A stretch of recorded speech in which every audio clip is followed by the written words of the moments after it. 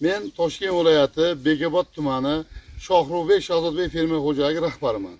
Bizning fermer xo'jaligimiz paxtachilik, g'allachilik yo'nalishiga ixtisoslashgan bo'lib, mana 2003-yildan beri mehnat faoliyati olib borib kelyapmiz. Xususan mana bu yilga kelib bizning fermer xo'jaligimiz 47,6 gektar yer maydoniga g'alla ekib, mana parvarishlab, mana bugun mana o'rim nimasi yetib keldik, pallasi yetib keldik. Xudoga shukr, dalalarimizda hosil mo'l.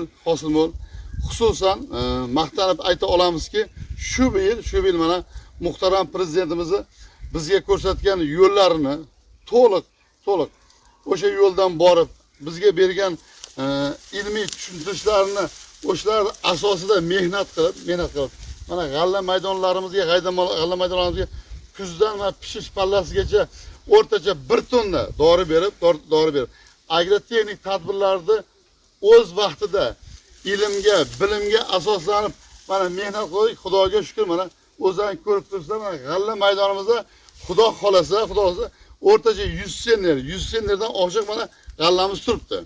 Buni mana shu kadrlarda o'zida bug'doyimizga qaraman bilishimiz mumkin.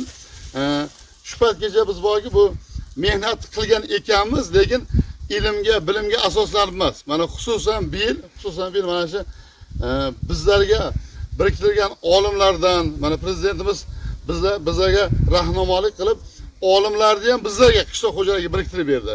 Shularni aytgan yo'llarini qilib mana o'zimizni shu paytgacha qilgan nimalarimizdan foydalanib, ikkalasini qo'shib mana mehnat qildik.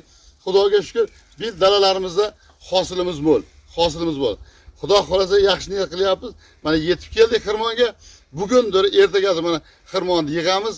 Dalamizda xudo xolasa 100-110 senner g'allamiz bor.